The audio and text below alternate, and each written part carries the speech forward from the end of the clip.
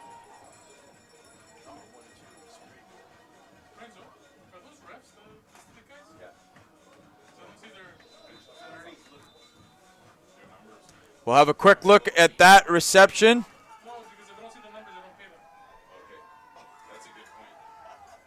He was left wide open. So back to live action. Reginbald over the middle. It's incomplete. He's looking for Marc-Antoine. And they're going to continue to look for number 11. He's their guy, one of them at least. So this defense, this is imperative here that the Canada defense keep playing and make sure they cover down these receivers. They've got Marc-Antoine and Traore to the right side, the short side. Reginbald doesn't like what he sees, so he just throws it away. Nobody out there.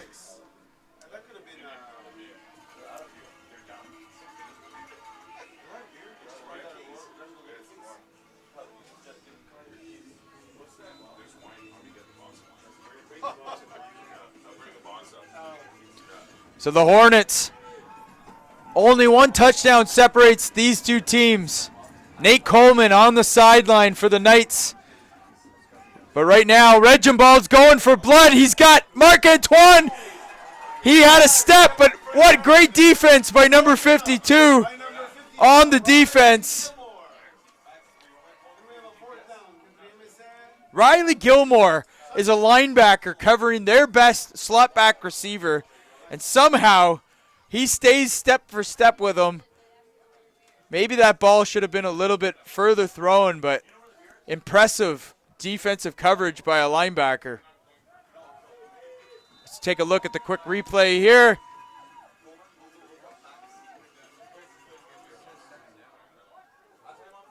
And great defense there. Can't say enough about that. So back to live action, a punting situation. Traore back to punt. It's a good snap right at the mask. It's a high kick into the end zone.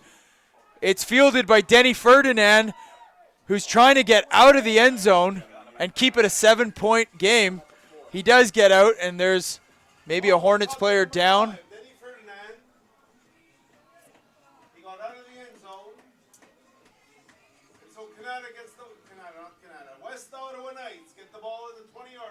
So the the West Ottawa Knights will take over from the 20. And under 3 minutes now. Hornets fans, let's make some noise. Here comes the 3-minute warning from the refs. West Ottawa's got the ball. Sorry, third quarter, so no 3-minute warning. Valentino out to Ferdinand. Incomplete.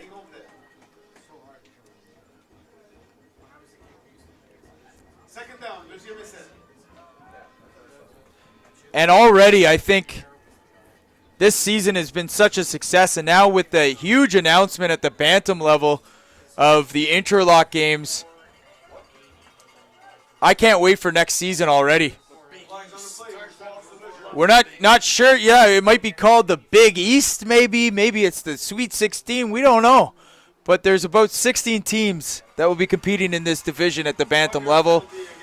Interlocking, and I can't wait to be back. I guess Ottawa's hosting in 2019, so we've got to up our game because the folk here in Montreal have really set the standard, the gold standard of what a provincial bowl can be, from the venue to the teams and the product on the field to the hospitality, the pizzas, the Coca-Cola Classics.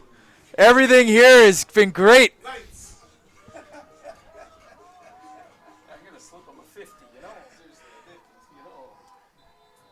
But we're not done yet. We still got 2 minutes left in the third quarter. Valentino hands off to Ferdinand, and Ferdinand cuts up the middle. He breaks through 3 or 4 arm tackles and gets enough for close to a first down. On third down, that's a big play if they pull off a first down, which they do.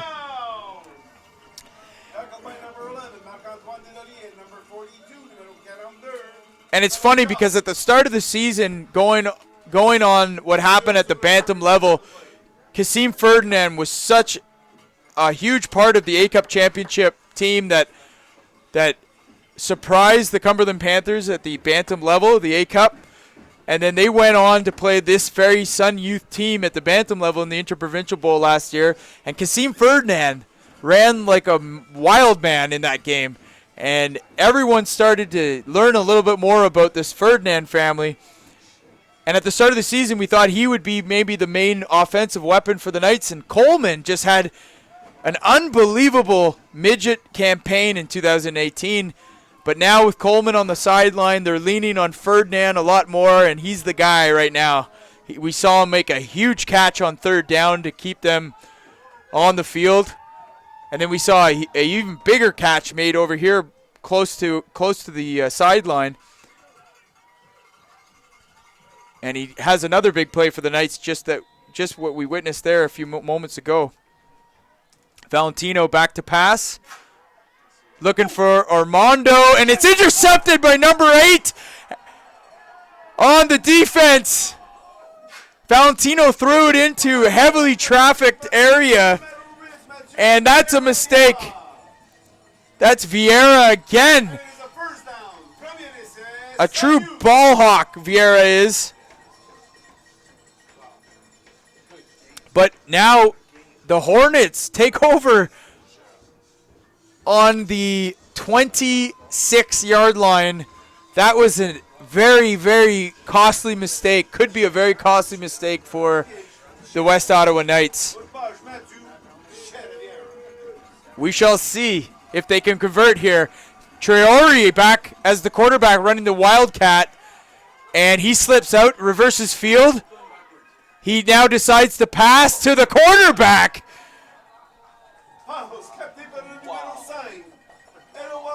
So Reginbald goes out as wide receiver. Traore switches as the quarterback, runs the Wildcat, tries to take off, is forced to reverse field, and then he finds his open quarterback for a completion and a first down. And a Canada Knights player is down with a knee, and I think it might just be to get a breath, if anything. So this is a big moment in the ball game here. Canada Knights defense with their backs against the wall. Reginbald goes back to the quarterback position, number 20 behind him. He's in a handoff and only goes for maybe a yard before what seems like the entire defense brings him to the ground.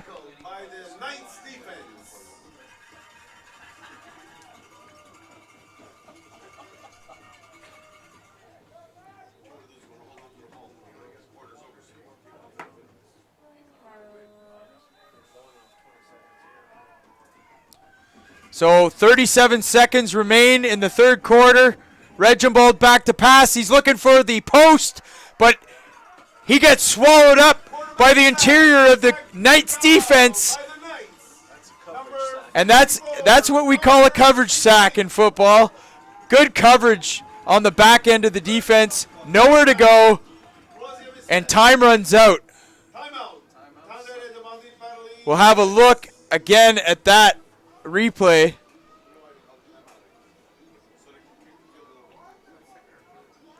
That's Davidson and also 54.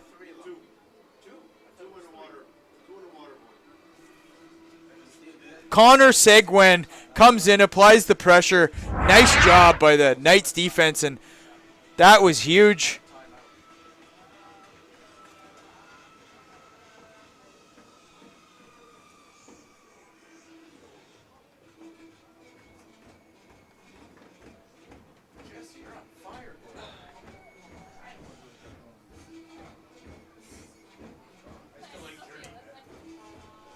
You can hear the music playing.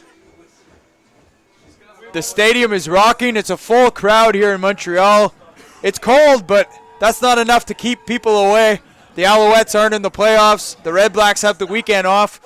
This is your place to be for football. The best part is these young kids are leaving it all out on the field here. This is a real pleasure to watch. Reginbald takes off. He better cover the ball up.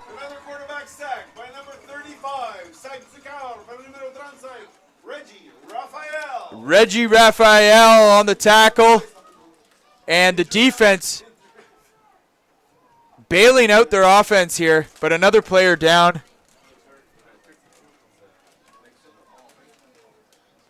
We'll have a quick look at that last quarterback sack.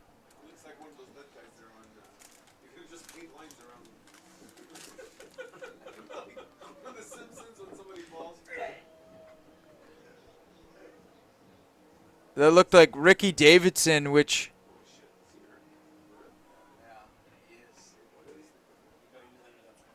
we'll have to look and see if we can see how that injury happened. Hopefully he's okay.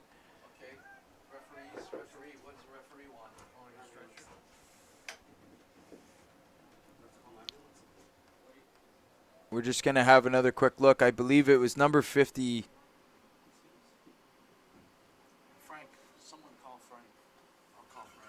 It's hard to see really what happened there. But he's slowly making his way to his feet, so it doesn't look too serious, and that's fortunate.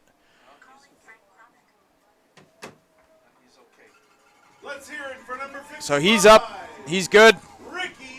Ricky Davidson, but hopefully that's nothing too serious because they really need Davidson on that defense at this moment with their back up against the wall.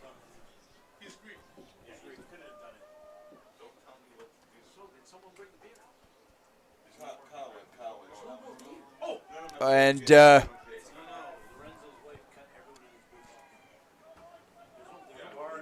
it's fourth down.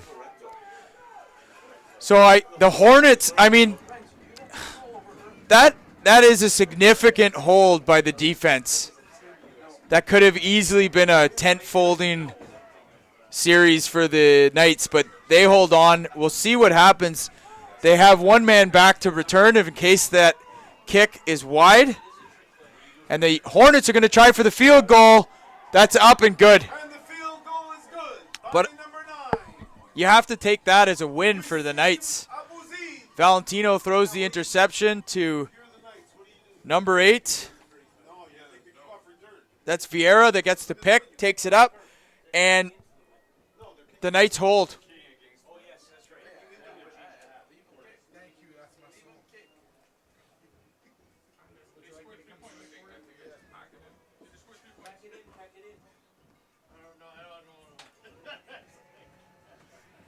So 17-7,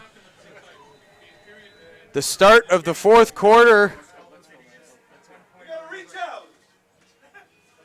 You gotta touch me. I'm gonna touch you. Having fun, you might hear. What a fantastic football game we are treated to here. A fantastic day of football. So good, so good. And look at that ball in the wind. I don't know. That's a Sun Youth Hornets. I don't think I've ever seen that in my life.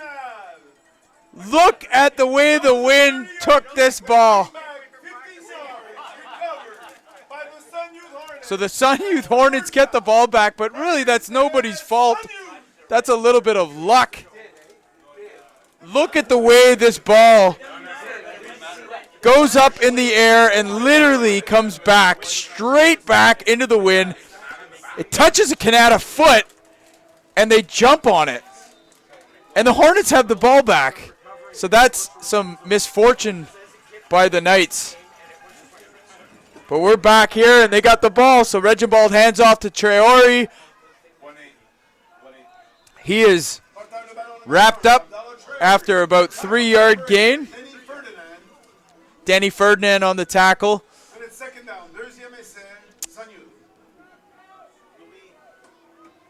And that is just, I don't know what to say about that. I mean, the Canada Knights make a huge stand, force the Hornets to kick a field goal, and then the onside kick is completely changed by the wind, and they get the ball back.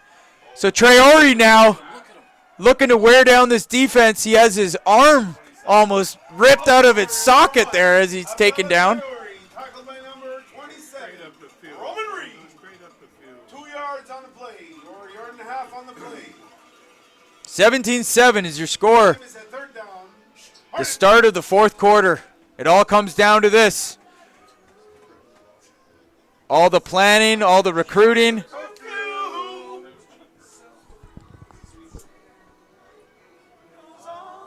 So the Hornets, 3rd and 5, just past midfield.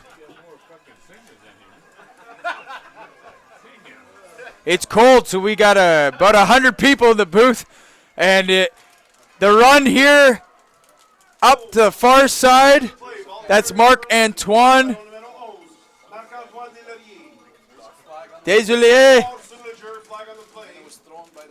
It's a flag on the field, so the head ref has the call.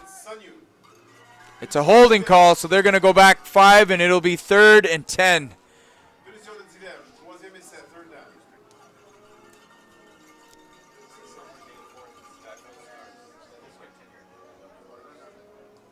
We're glad to have you with us here for the fourth quarter of the Midget Big Ten Inter-Provincial Bowl.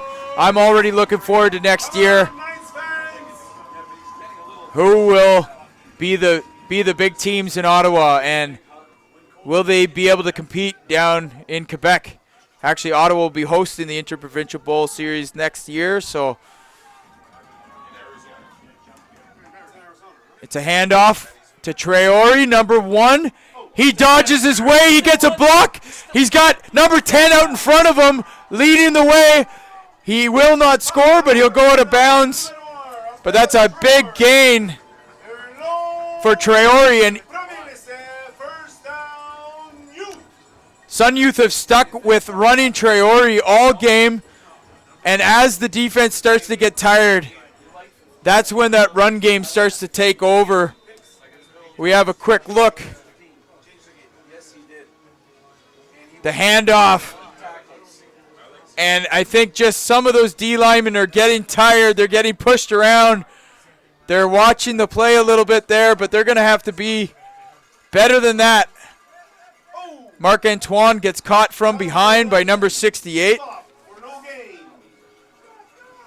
And that's Joe Brennan, who saves the bacon and tackles the running back by the ankles.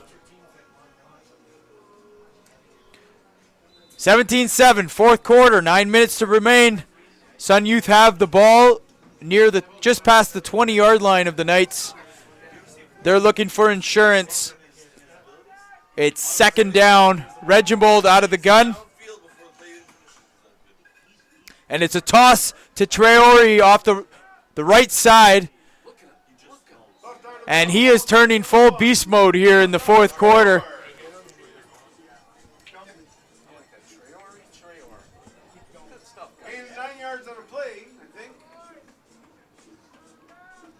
So now that makes it a very manageable 3rd and 2 for the Hornets. And we saw just before the onside kick, well, not the onside kick, but the win kick, the Knights held the Hornets to a field goal. They're going to hope to do the same here. It's a handoff up the middle. Traore squeezes loose, and there's the touchdown by the Hornets.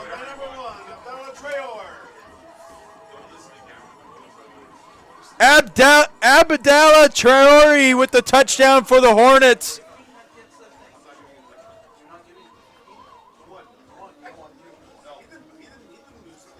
And it looked like the defense might have had him.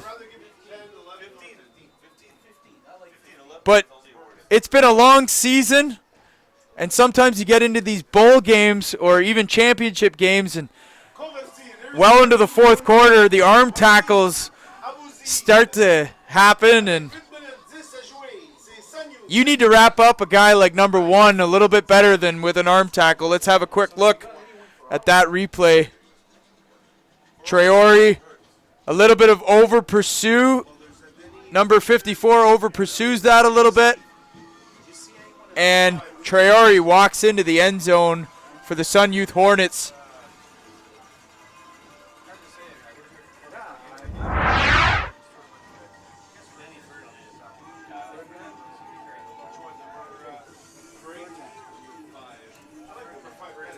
8:10 left in the game.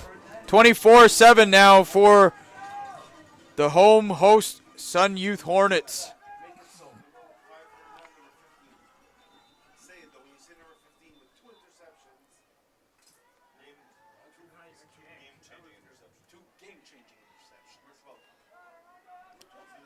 Armando with the return. Ball carrier number 12. Armando Pascual da Cruz. Stop by number 30. Paul Brilou. It's first down. Knights. The Knights have their work cut out for them in the fourth quarter if they're going to prevent the clean sweep at the 2018 Inter-Provincial Bowl with Montreal up 3-0, looking for their fourth. Valentino is going to try to prevent that from happening. He completes his pass to Kasim Ferdinand, who spins his way for about a 6 or 7 yard gain. And Kasim is now down on the field. Come on. No, and he's hurt. Look at him. Oh, he's hurt. Kind of an awkward tackle there.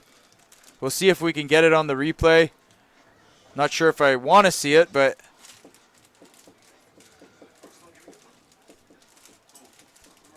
so here's the replay of that last play.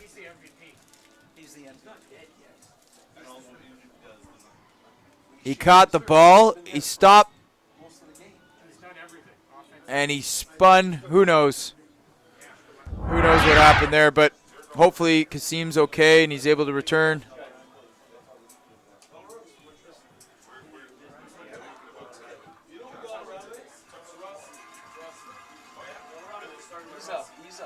So Kasim is up to his feet. He's going to have to go off for a few plays. 3 plays he's got to step off, but it's good to see him walking on his own volition. And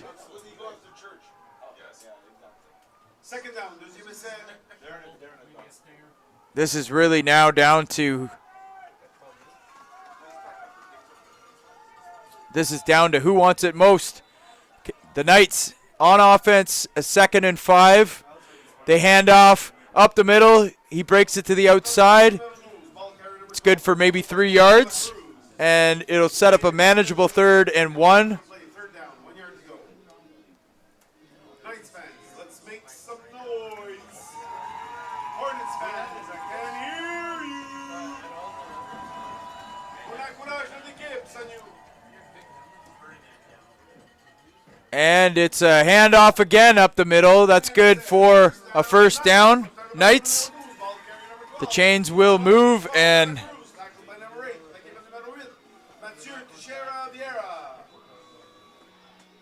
Knights down by 2 touchdowns and a field goal.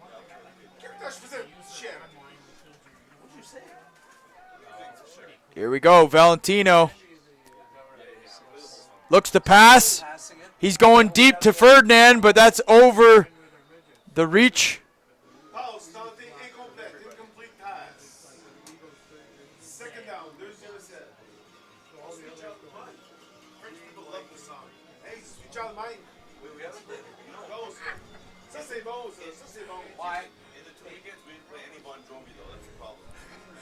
Yeah, the DJ in the booth is saying there's a problem with this game. We haven't played any Bon Jovi. I have to tend to agree with him.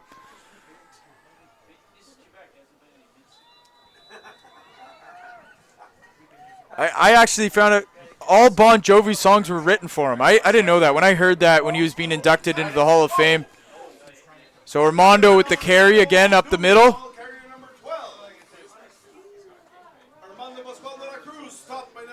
De La Cruz, been a big part of this offense all season. And this is all about managing their series here. They're going to have to score, but they do need to set up manageable 3rd downs like they do now. It's a hook to Kasim Ferdinand. But I don't know if that's going to be enough. It might bring up 4th down. Again, the Knights will go for it, but no, that's a 1st down. So they convert, but I was talking about that run game by number 12, Armando Pascual de la Cruz. What it does is it just makes all the situations after they run him more manageable. So they're going to try again, and de la Cruz goes for a big run. He throws in a stiff arm at the end of it, and he goes for a first down. And at this point, I mean, they need 2 touchdowns and a field goal, so they're going to have to score. They can't take too much time off the clock, and that's what they're going to do if they keep running. But obviously the Sun Youth defense is going to, that's what they want them to do. So they're going to slough off, and they're going to make it hard to complete passes downfield. Valentino's going to try. He's going to throw it over everyone, and it was nearly intercepted by number 11.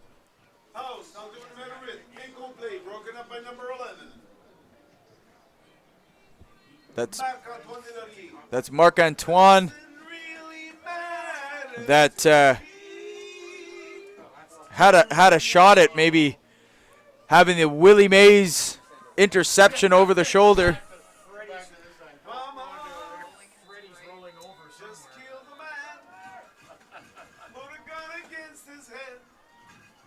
So Valentino is going to be intercepted, and he's got room in front of him. This could be a pick six. It's going to be a pick six and probably the end of the Knights season. What's the flag for? There's a flag on the field. Hold the phone. Mohamed Rayan.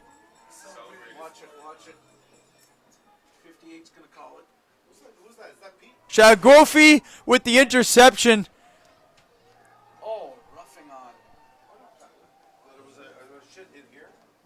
But there's a flag. We're trying to figure out what's going on here. We have penalties on both teams, but the touchdown is good. The touchdown will stand. Roughing against Sun Youth and against the Knights. It will be applied on the kickoff. So that is a back-breaking interception. 30-7 with the extra point to come. And it's good.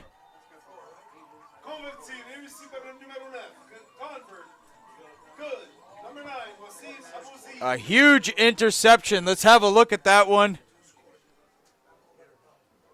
He's looking for the out to Matt Lachance, and that's read just perfectly by the defensive back. And what a gift when no one is in front of you and you got an opportunity to win a ball game. He puts his hand up. Maybe that's the image we're going to leave you with tonight.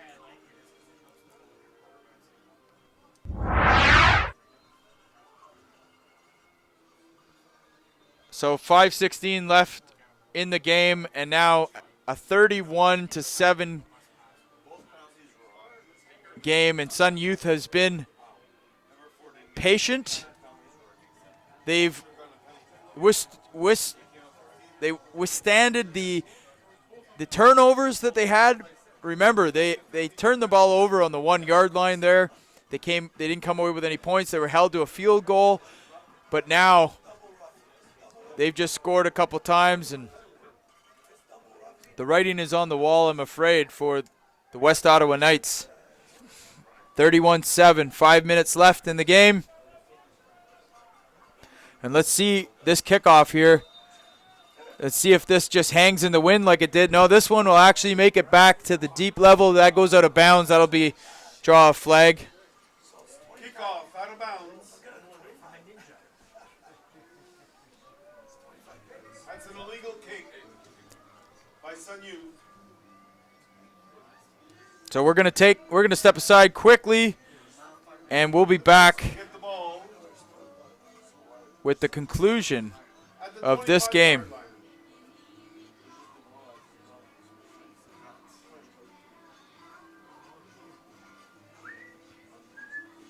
That's Ron Paluzzi. He's an official.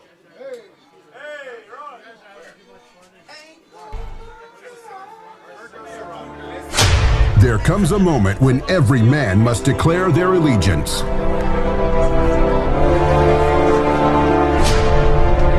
Every player must choose a team. So we're back, live action. Valentino with the ball back. And it's intercepted again.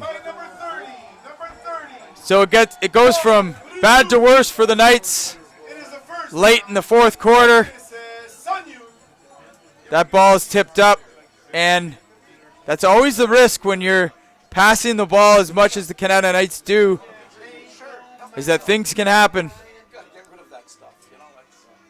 So we'll have a quick look at that last interception on the replay.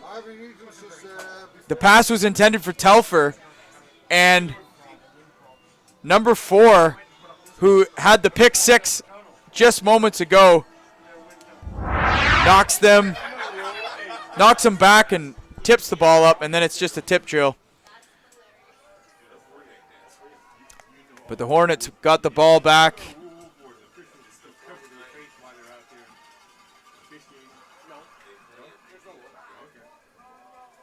It's a handoff at the middle, and he dances around in the hole.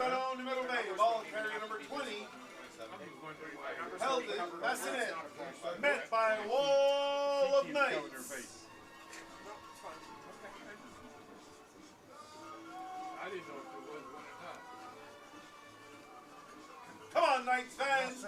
Encourage your team. Let's hear it for the Knights. Oh, Paloozy, take the whole fucking tray. Take the whole tray. Are you saving this for next year or what? Take the whole tray. Take the whole tray. I know you're late. we know you're late getting here. Take the whole tray. Hey, I was working.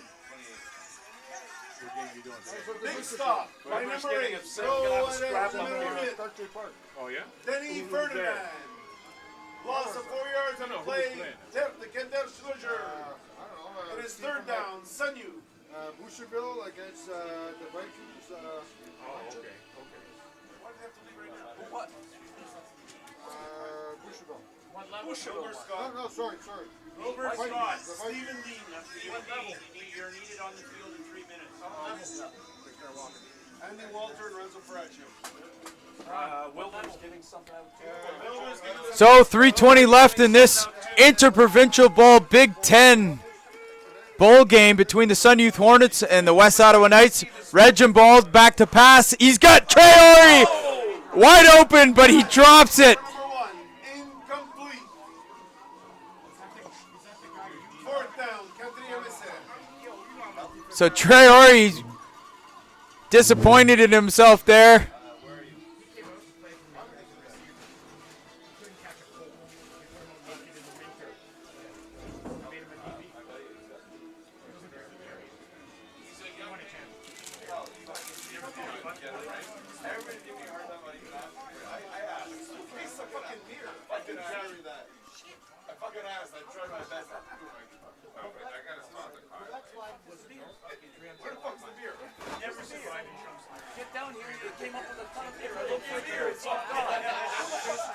So here we go. Sun Youth is going to punt. It's going to nearly go to bounds and picked up by the Knights returner. And the Knights will get the ball back here with 2:48 left. Down 37-7. But what a great game this was. And the Ottawa football community humbled here today, getting the clean sweep at Mosquito, Pee-wee, Bantam, and now Midget. And that will now make the all-time series between Montreal and Ottawa.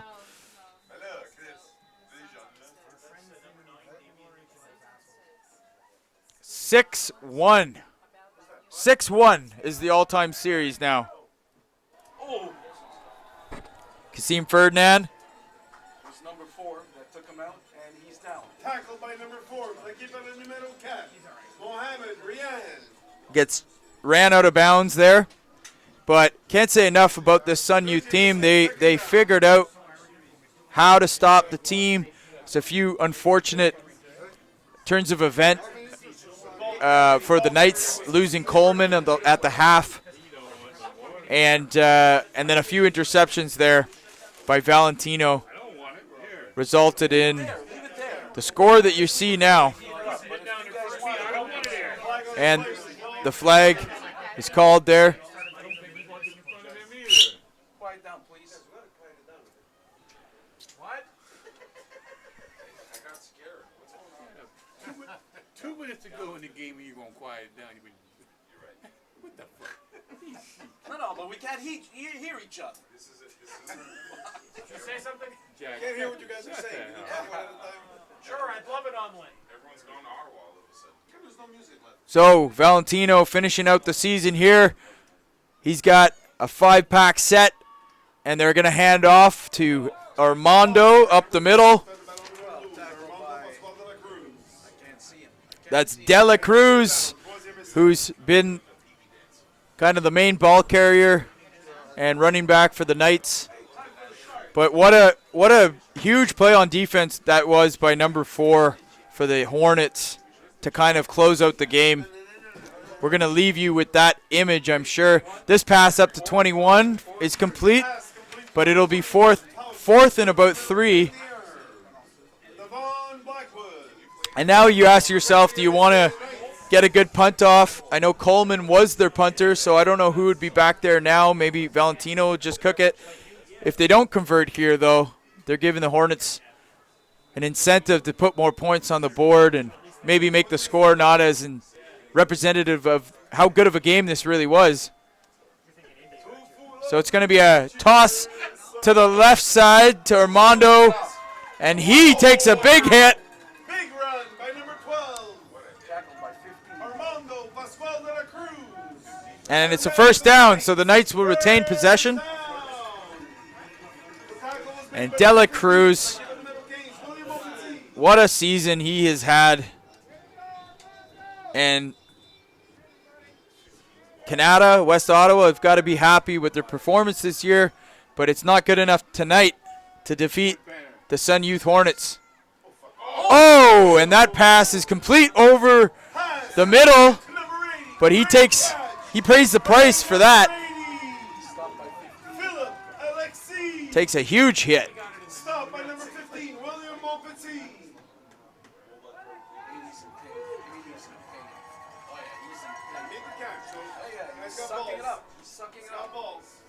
So number 80 with the completion there, that's Philip Alexis, and he takes a huge hit, but he stays in the game. So on first down, it's a toss to Armando.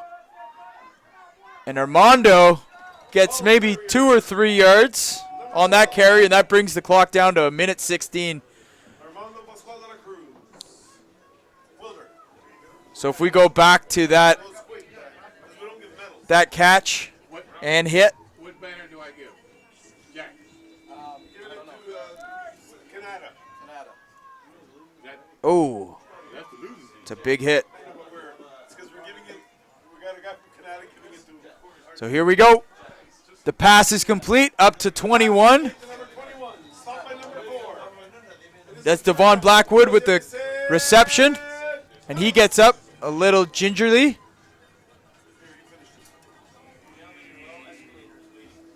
Yeah, I did everything. Okay, I'm coming. 37-7, 56 seconds left. I want to thank everyone that has joined us throughout the day for the Inter-Provincial Bowl Series. NCAFA and the Quebec Leagues have been proud to bring you this game, and that pass goes incomplete and looks for Kasim Ferdinand on that, but it goes incomplete, like I said. And this has just been a successful year for football, I think, having the two cities come together and find common ground, with the culmination being this weekend here in Montreal. Already people are talking about next year, and I think a call goes out to the Ottawa football community to say, hey, listen, we've got a good product here. We've got a good season and event to play for, but we need what is the right thing for Ottawa football? Is it having all these different leagues and options, or should we pool our resources together and compete for something like an Inter-Provincial Bowl in Quebec? You can see the crowd.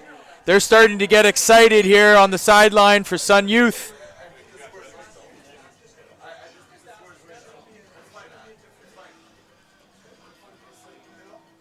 After this game is finished, there's going to be an award ceremony. The banners are going to go. And the Sun Youth Hornets have Inter-Provincial dominance here. They have really put out an impressive season here, going undefeated. And a lot of these players are going to be back next year. So look for Sun Youth to be strong again next year. The nice thing about the Midget Big Ten in Ottawa is that you got 3 years to build a program. So you can bring in these young Bantam players. They won't be expected to be huge components. Sometimes they will, but they'll get to learn from all these older midget players that have gone through it and take as much information as they can from them before they're expected to be the main contributors of the program. We've got that situation, I think. And that's it. The game's over. The Inter-Provincial Bowl series is complete, and it's a clean sweep for Montreal over Ottawa. And the Sun Youth Hornets are your 2018 Midget Big Ten Inter-Provincial Bowl champions.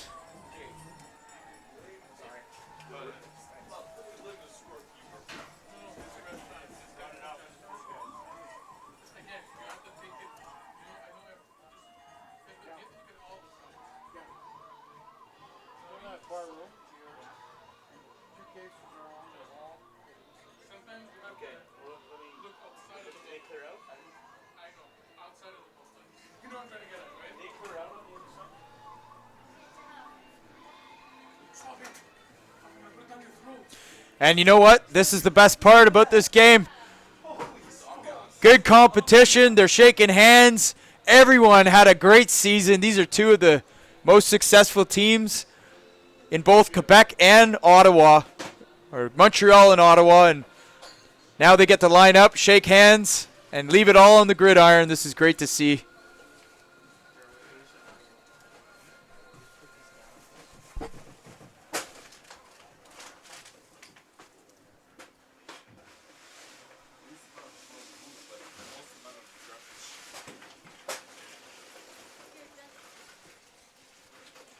So, in terms of the players of the games, I think you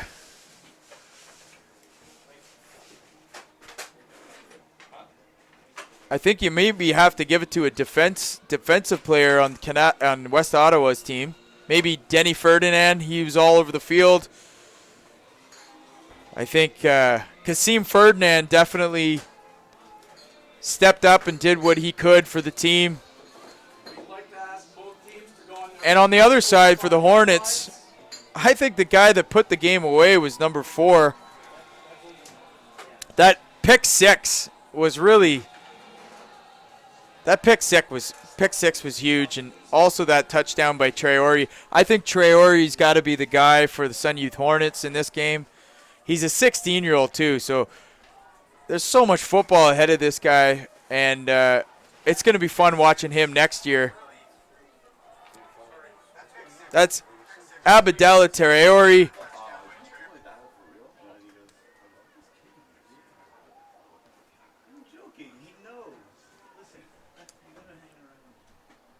But they put on a good show for everybody. I hope you've enjoyed all the football today. Next weekend we've got the Red Blacks in the Eastern the Eastern Final to look forward to.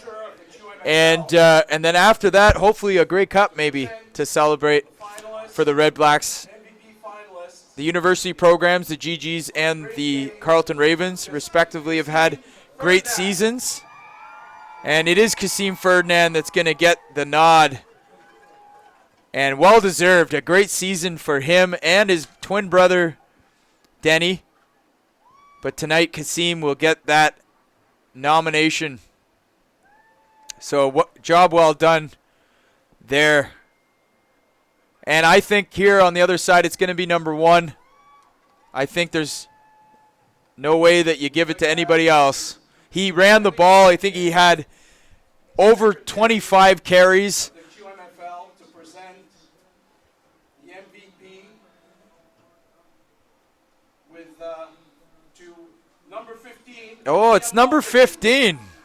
So number 15 gets it.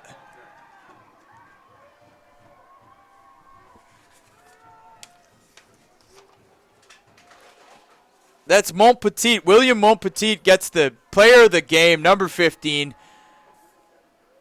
He was all over the field tonight, and that's good to see right there. He's getting his picture taken.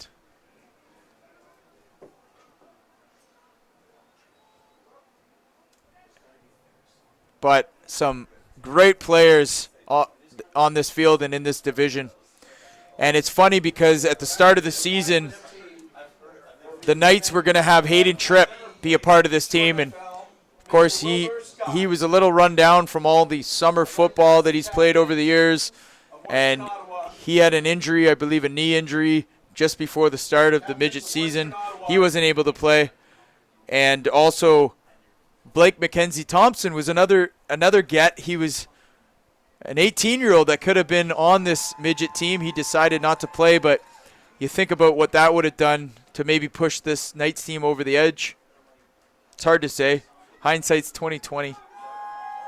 But they could have used maybe some of those guys, but a pretty great season. You can't ask for much more. And this game was good right into the fourth quarter. So the president of NCAFA, Steve Dean, will present the banner to the Sun Youth Hornets. Here we go.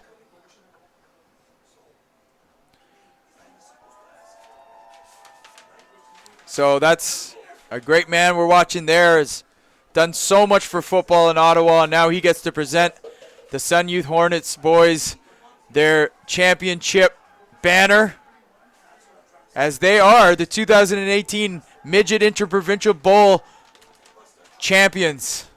Nobody could touch them.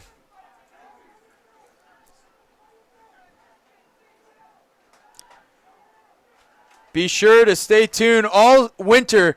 We're not done here. HESN wants to make some big moves with NCAFA and rebuild the Ottawa football community into something that we can all have a stake in and be proud of. And we need to consolidate. We can't have a bunch of different leagues. We need to all be pulling in the same direction for a common goal. More to come about that. But here we go, the Hornets celebrating their trophy. That's great to see, man. It's about football, but really it's about these young men and the experience they're getting. All these boys are going to go on and become adults and go on to the various endeavors in their lives, and they're going to have this memory to cherish forever. An early success in their lives that will act as a blueprint for them on how to dedicate themselves to something and work together to achieve something great. Tonight, it's an Inter-Provincial Bowl championship. On behalf of the entire crew, the two leagues, the four leagues, the regional, Montreal Regional Football League, the Quebec Bantam Football League, the National Capital Amateur Football Association, and the Quebec Midget Football League, and the entire crew at HESN, with all the great work that the QMFL does. I'm Jesse Card. Good night and God bless. We'll see you in the new year.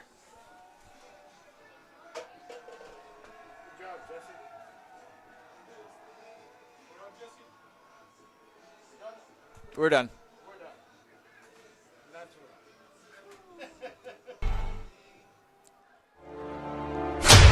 There comes a moment when every man must declare their allegiance.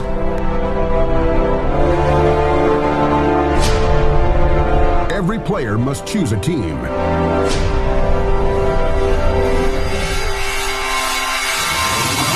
Must choose what they stand for.